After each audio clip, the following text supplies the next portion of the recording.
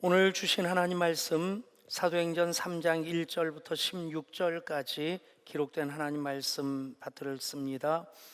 제9시 기도 시간에 베드로와 요한이 성전에 올라갈새 나면서 못 걷게 된 이를 사람들이 메고 오니 이는 성전에 들어가는 사람들에게 구걸하기 위하여 날마다 미문이라는 성전 문에 두는 자라.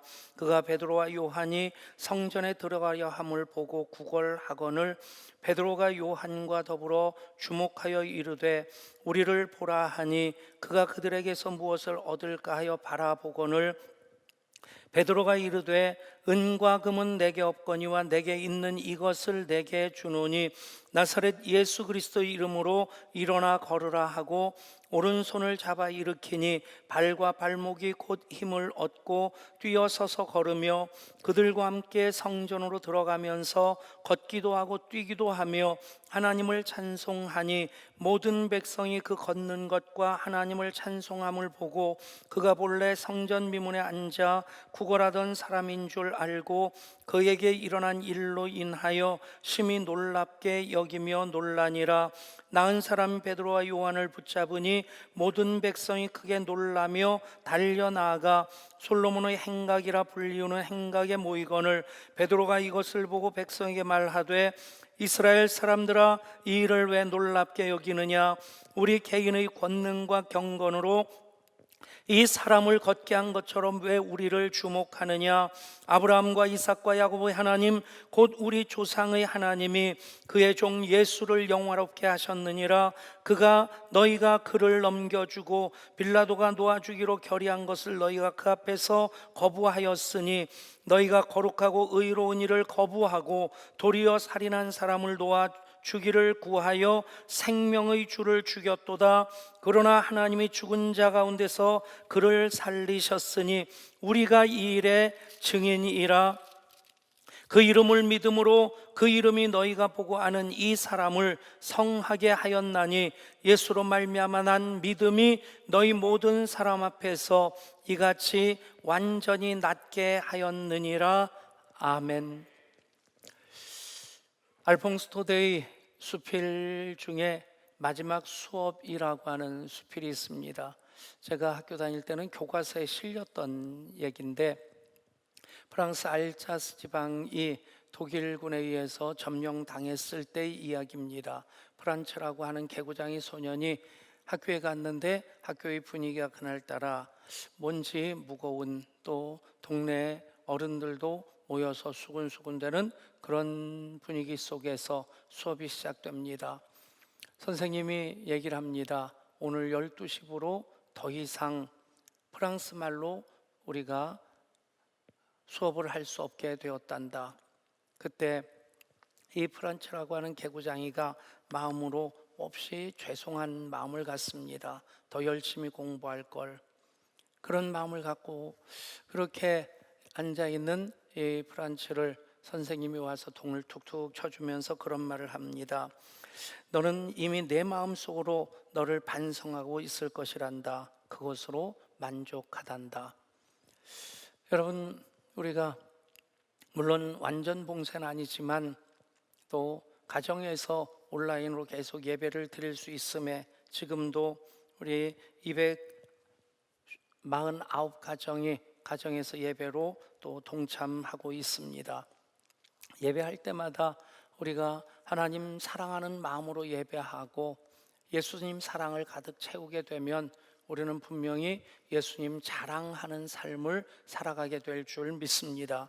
지난주부터 연말까지 제자 열전이 이어지게 됩니다. 예수님의 제자로 부름받은 이들, 그 제자로서의 삶의 모델이 되는 이들을 사도행전에서 우리가 베드로, 또 바울, 또 루디아 등등에 대해서 7월달 이어서 살펴보게 됩니다. 제자는 훈련산 받는 사람이고 또 사도는 보내심을 받은 사람입니다. 제자는 훈련받는 것이 목적이 아니라 훈련받은 것을 통해서 그러므로 너희는 가서 모든 민족을 제자로 삼아 아버지와 아들과 성령의 이름으로 세례를 베풀라 하신 그 말씀을 지켜나갈 때에 사도직을 감당하는 사람들이 될 것입니다. 복음서에서는 예수님이 누구신가에 대한 그 초점으로 이제 마타, 마가, 누가, 요한복음에서 예수님이 하나님의 아들이시고 또 그리스도이신 것을 그 십자가 부활을 통해서 확증되어지는 예수님의 이야기, 즉 복음을 기록하고 있습니다. 사도행전은 그 복음을 통해서 예수님이 그리스도이심을 믿는 이들이 보내심을 받은 자로서, 사도로서 그 말씀을 증거하는 이야기들, 즉 사도들의 행적, 발자취가 기록된 책이 사도행전입니다. 보면 훈련받는 제자들 보면 천방지축의 모습도 보여지고 오합지졸의 모습도 보여지고 당나라 군대 같은 그런 모습도 보여집니다. 그런데 예수님의 십자가 부활을 통해서 예수님이 그리스도이심을 그들이 믿게 될 때, 인격적으로 그리스도이신 예수님을 만나게 될 때, 그 이후 사도행전에 나오는 제자들의 모습을 보면 똑같은 제자인데 물론 약간 휘청거리긴 합니다. 또 공동체 안에서 사람들에게 문제가 일어나긴 하지만 그들은 그런 것들 다 딛고 일어서서 계속해서 땅끝까지 이르러 내 증인 되라 하시는 그 사명을 향해 나가는 사도들의 모습을 보여주고 있습니다. 오늘 우리는 사도행전을 통해서 사도들의 모습을 바라보면서 우리의 믿음의 사표로 삼고자 합니다. 예수님이 우리의 믿음의 주요 온전하게 하시는 이이시지만 예수님을 올곧게 따라갔던 사도들을 바라보면서 나도 저렇게 예수 믿고 저렇게 순종하고 저렇게 충성해야 되겠다, 그런 다짐을 하게 될 때 성령님이 우리 가운데 임하셔서 역사하실 줄 믿습니다. 사도라고 하는 이름은 보내심을 받은 자라는 뜻입니다. 제자로서 훈련을 받았다면, 훈련만 끊임없이 받는다면 지칠 것입니다. 그 훈련의 목적은 보냄을 위해서입니다. 사도라고 하는 이 직책에 대한 이해가 필요합니다. 사도라고 하는 직책을 받은 자들은 교회사에서 굉장히 제한된 분들에게만 허락된 직분이었습니다. 목사도 아무나 되는 것은 아닙니다. 한국교회 사실 문제 중에 하나가 개교회주의고 교단이 난립되어 있다 보니까 목사로서 검증되어지는 훈련의 과정 없이, 그 과정이 있어도 다 거르기가 쉽지 않은데, 사실 이런 얘기 할 땐 저는 꼭 하나님 음성을 듣습니다. 어떤 음성이겠습니까? 너나 잘해라. 근데 사실 객관적으로 보면 훈련 없이 목사가 되는 분들이 의외로 많아요. 우스갯소리로 태평양 신학교가 있는데 비행기 타고 태평양 건너가면서 자기 스스로 머리에 손 얹고 안수해서 건너가서 LA 공항에 내리면 목사가 되어 있답니다. 실제로 우리 교회에서 그런 분이 있었어요. 그냥 우리 교회 잘 다니다가 얼마 안 보여가지고 이게 또 인사한다고 왔더라고요. 그래서 참 반갑다고 어떻게 지냈냐고 그랬더니 목사님 저 목사 됐습니다 그러는 거예요. 근데 그 기간 동안 신학교를 제대로 이수할 수 있는 기간도 아니고, 그 얘기를 들어보면 이렇게 목사가 되는 것이 하나님 기뻐하시는 일일까 싶을 정도로 좀 양산이 되어지는데, 여러분 제대로 훈련을 받아야지 제대로 사도가 되고, 제대로 훈련을 받아야지 우리가 그 직분에 맡은 합당한 직책을 감당하게 될 줄 믿습니다. 이 사도라고 하는 그 직책은 아무에게나 부여되는 것이 아니라 성경적으로 교회사 속에서 딱 제한된 분들에게만 붙여지던 직분인데, 누구냐면 예수님의 직계 12제자입니다. 베드로, 안드레, 야고보, 요한. 그래서 예수님께서 직접 갈릴리 바닷가에서 부르시고 또 그 세관에서 세리 마태를 부르시고, 예수님의 제자 중에 유일하게 소문 듣고 찾아와서 제자가 된 사람이 가롯 유다입니다. 가롯이라는 것은 이스카리옷이라고 예루살렘 남쪽에 있는 그 지방인데, 그곳에서 예수님 소문을 듣고 예수님 제자가 되려고 찾아온 사람이에요. 굉장한 열심이 있는 사람이지만, 그러나 그의 제자됨의 목적은 하나님의 영광이 아니라 자기의 목적을 성취하기 위한 그런 목적이었기에 끝내는 예수님을 배신하고 은 30에 바로 넘기게 됩니다. 근데 어쨌든 가룟 유다까지, 나중에 가룟 유다가 목매달아 죽은 다음에 마띠아를 대신해서 세웁니다. 그렇게 예수님의 직계 12 제자만이 사도입니다. 근데 여러분, 사도라는 직책과 이름을 연결할 때 가장 익숙한 사람이 누굽니까? 사도 바울이죠. 그냥 바울 그러면 왠지 결례를 하는 것 같고, 사도 바울 그러든지 바울 사도 그래야지 예의를 갖추는 것 같은데, 사실 고린도 전서에 보면 바울의 사도직에 대한 논쟁이 있습니다. 왜 논쟁이 있겠어요? 바울은 나름대로 예수님이 나를 부르셨고 나는 그 부르심에 순종함으로 그 이전엔 사울 큰 자라고 하는 기고만장한 삶을 살다가 이제는 바울 작은 자로서 예수님께 철저하게 순종하는, 사실 그 행적을 보면 12 제자보다도 더 사도다운 삶을 살았던 이가 바울인데 정작 예수님의 직계 제자는 아닌 겁니다. 그래서 바울은 나는 예수님으로부터 사도직을 받았다 그러는데, 다른 사람들은 예수님 세상 떠나신 다음에 당신이 예수 믿기 시작했는데 어떻게 직계 제자냐? 여러분, 교회사적으로 정리할 때 12 제자 플러스 바울까지를 사도라고 합니다. 그 외의 사람들에 대해서는 이 사도직을 존중히 여기는 마음으로 사도라는 직분을 부여하지 않습니다. 그래서 사도들의 제자를 속사도라고 하고 속사도의 제자를 교부라고 합니다. 교회사가 중에서 속사도와 교부를 같이 묶는 경우도 있는데 그렇게 구분을 합니다. 그래서 그 사도들, 예수님의 직계 제자 플러스 바울까지 13명, 인류 역사를 바꾼 13명에게만 사도라고 하는 그 직책을 부여하고, 그렇게 그분들을 존중하는 마음으로, 또 성경에서도 예수님이 모퉁이 돌이 되시고 사도들이 터를 닦고 그 위에 우리가 함께 교회로 지어져 가고 있습니다. 벽돌 한 장으로, 기와장 한 장으로 우리가 주님의 몸인 교회를 지어가고 있습니다. 정리하면 이 얘기입니다. 제자는 훈련받는 사람이고 그 훈련을 통해서 보내심을 받은 사도직을 감당하는 사람이 돼야 된다는 겁니다.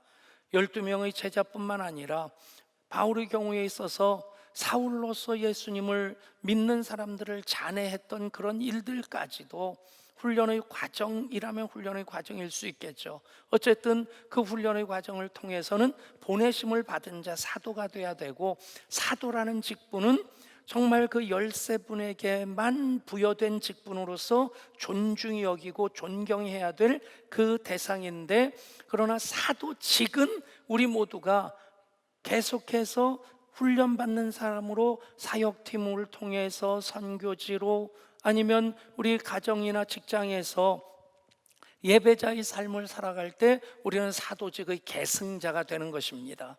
이 부분을 정확하게 구분하는 것부터가 필요합니다. 그래서 우리 모두는 제자로 훈련을 받으면서 제자의 삶을 살아간다는 것은 바로 사도직의 계승자로서 우리는 하나님의 영광을 위해서 가정을 교회로 세우고 일터 사역을 하면서 살아가는 사람들이 돼야만 합니다. 그것이 우리를 통해서 이루고자 하신 하나님의 뜻인 것을 믿으시기를 바랍니다. 그렇습니다. 사도는 증거하는 사람입니다. 증인이 바로 사도들이죠. 구약 성경에서도 많은 증인 이야기가 나오는데, 재판받을 때 증인이 있어야만 재판이 되고 중요한 재판에는 반드시 2사람 이상의 증인이 있어야만 합니다. 구약 시대에는 증인은 성인 유대인 남자만 증인으로 설 수 있었고, 이방인이라든가 여자라든가 아이들이라든가 종들은 증인으로서 어떤 그 권리가 없었습니다. 인정을 못 받았다는 얘기입니다. 그런데 구약에서 가장 중요한 증인의 의미는 무엇이냐면, 하나님께서 이스라엘 민족을 열방 가운데 하나님의 증인으로 부르셨고 그렇게 훈련시키셨다는 얘기입니다. 그래서 하나님의 하나님 되심, 그 거룩하심과 유일하심, 권능과 구원과 사랑을 증언하도록 부르심을 받은 민족이 바로 이스라엘이라는 것입니다. 그래서 그 증인의 이해가 신약으로 넘어오면서 당연히 모든 증인들, 신약 성경에 나오는 증인은 예수님이 그리스도심을 증거하는 증인으로서 부름을 받게 됩니다. 제자들도 그 일로 부르심을 받았고, 그래서 너희는 가서 모든 민족으로 제자를 삼으라.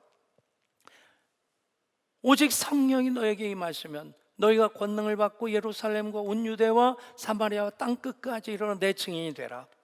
아멘. 우리는 그렇게 이제 사도들이 사도행전 28장까지 그 발자취를 기록한 것이 사도행전이라고 한다면 사도행전 29장을 이어 써가는 사도직의 계승자로서 보내심을 받은 자가 돼야만 합니다.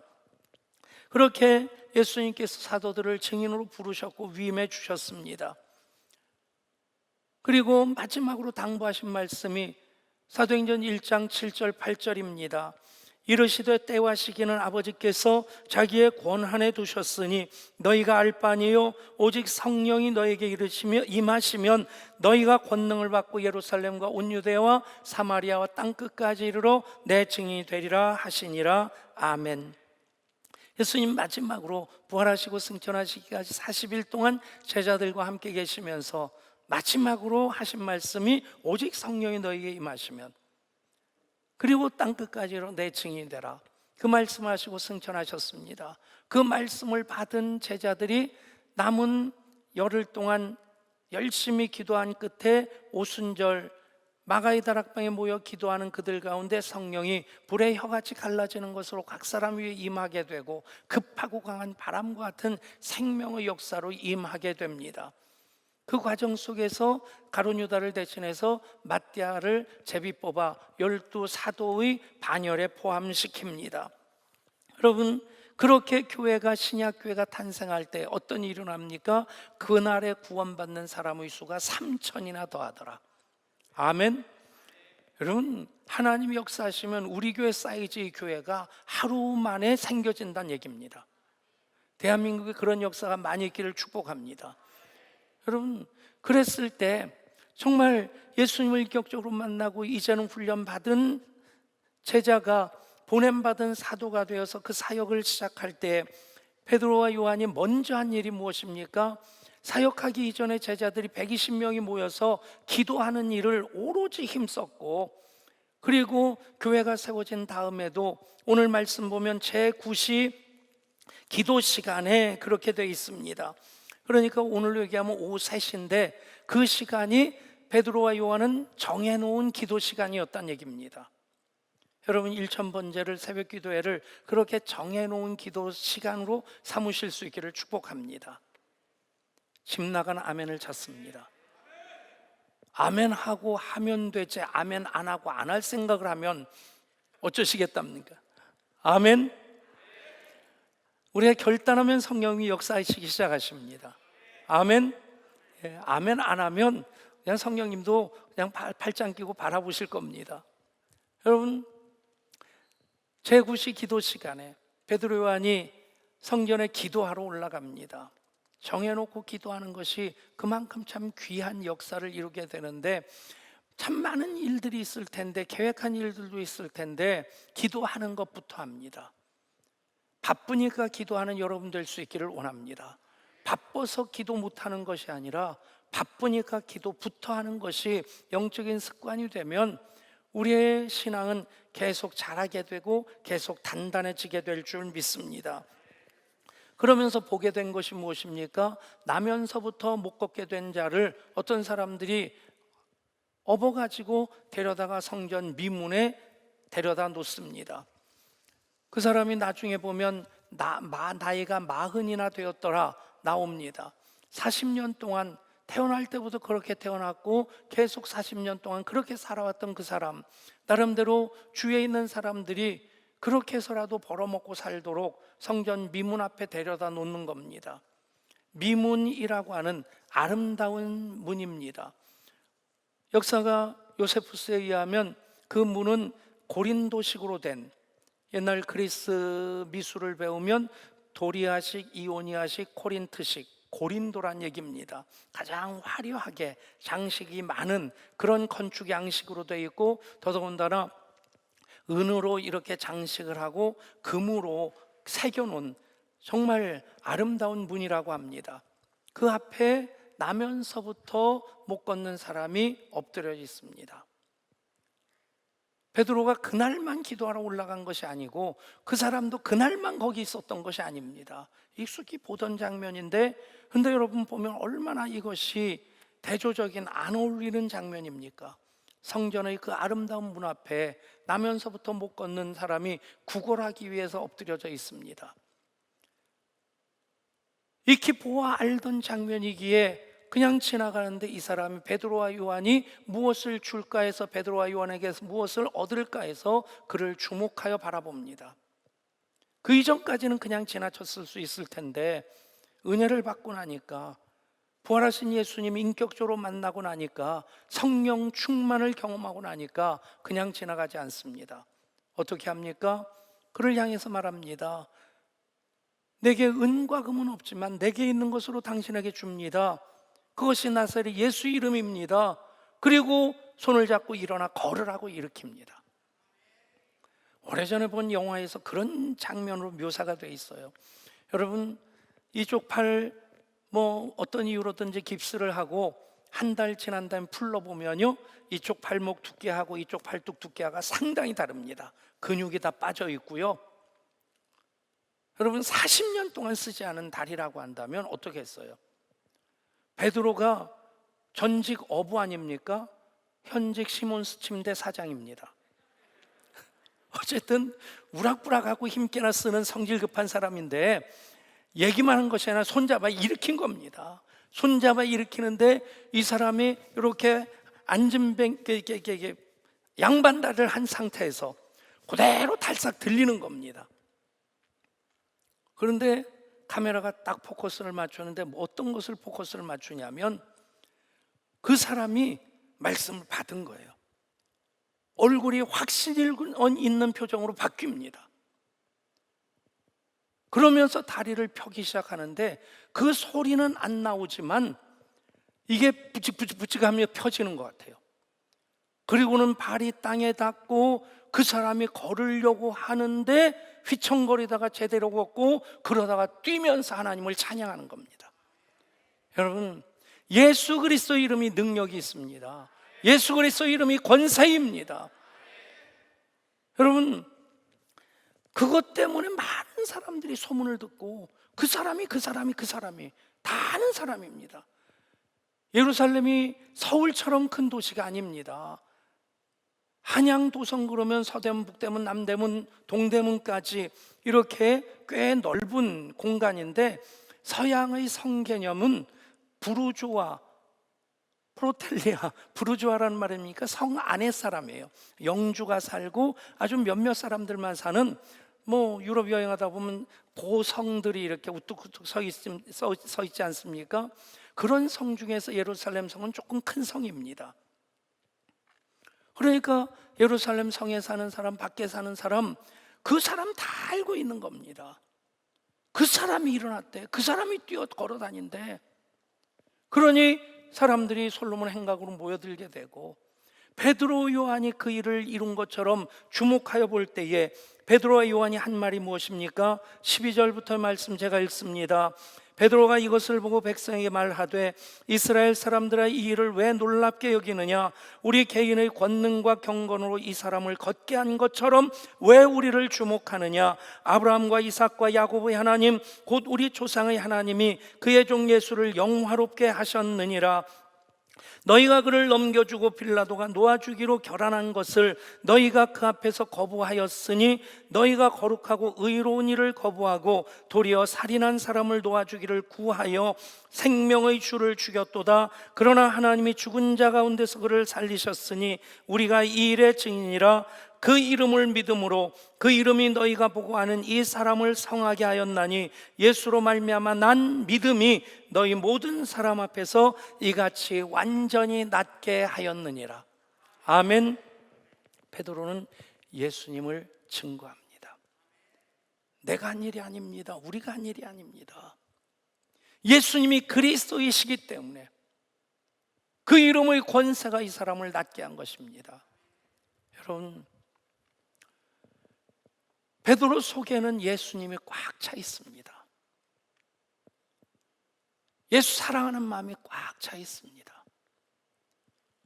예수님을 증거한다고 하는 것은 예수님을 자랑하는 것입니다.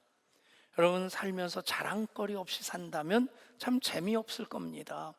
애들도 보면요, 우리 집 아이나 옆집 아이나 다 비슷해요. 더더군다나 옆집 아이가 더 잘생긴 경우가 더 많습니다. 우리 둘째 손주가 이번 주에 돌을 놨는데, 근데 이제 석이 그냥 안 붙잡고 서 있고, 그리고 붙잡고는 이제 몇 발짝 걷고 그럽니다. 그 집에서는 혁명이 일어났어요. 우리 윤성이 걷는다. 근데 우리 집사님 아이 보니까 10개월부터 걸었대요. 여러분, 우리 아이보다 다른 아이가 더 잘생길 수 있고 더 똑똑할 수 있고 더 빨리 걸을 수도 있는데 왜 우리 아이입니까? 관심이 있으니까. 관심은 사랑입니다. 사랑하는 마음 꽉 찬 있으니까 온 세상에 아이 낳아 키우는 엄마 아빠들 보면 지 아이밖에 없는 것 같아요. 여러분, 예수 사랑이 그래야 됩니다. 아멘. 요즘 보면 사람들마다 자랑거리를 만들려고 해요. 호텔에서 고가 빙수 경쟁을 한다고 하는데 몇 년 전에는 3만 원짜리 망고 빙수를 만들었다고 신문에 나왔는데 몇 년 사이에 9만 8천 원짜리 빙수가 생겼어요. 9만 8천 원. 놀라지도 않아요, 우리 교인들은. 근데 어쨌든 샤인머스켓이라고 하는 그 포도, 비싼 포도, 그거 가지고 만들었다고 하는데 기자가 취재하려고 일부러 그걸 시켜가지고, 근데 내려놓다가 샤인머스켓 이 포도 알갱이 하나가 툭 떨어지는데 가슴이 툭 떨어지는 것 같더래요. 저거 3천 원짜리인데. 여러분, 그걸 시켜 먹는 사람들이 지긋한 나이 든 분들이 아니라 젊은 사람들이래요. 소위 말하는 MZ 세대들이 플렉스하기 위해서, 자기를 과시하기 위해서 그거 배경으로 셀카 찍고, 그리고 나 이런 호텔 가서 이런 거 먹었다 과시하려고. 또 조금 나이 든 여자분들은 뭘 가지고 과시하려고 합니까? 샤넬백. 내일부터 4단계로 뭐 그렇게 된다고 해가지고 어제 어떤 백화점 샤넬 매장 앞에만 긴 줄이 있어서 대기번호가 280 몇 번까지 갔대요. 200번 이후로는 그날 입장도 못 하는데 아침부터 와서 그때까지 기다리고 있더라는 거예요. 또 남자들, 돈 좀 있다고 하는 사람들, 그냥 외제차 사는 게 아니라 벤츠 S클래스, 이게 1억 5천부터 시작합니다.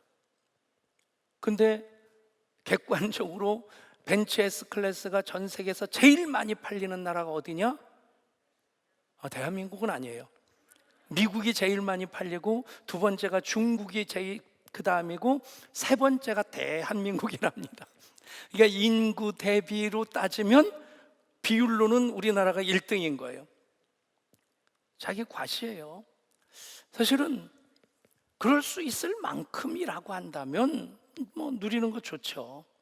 그런데 그렇게 되지도 않는데 영끌을 해가지고 샤넬백을 사고 아니면 S클래스 사다가 망하고, 여러분, 자랑할 것이 있으면 감사한데 억지로 자랑하려고 하다 보면 패가망신할 수도 있다는 얘기입니다.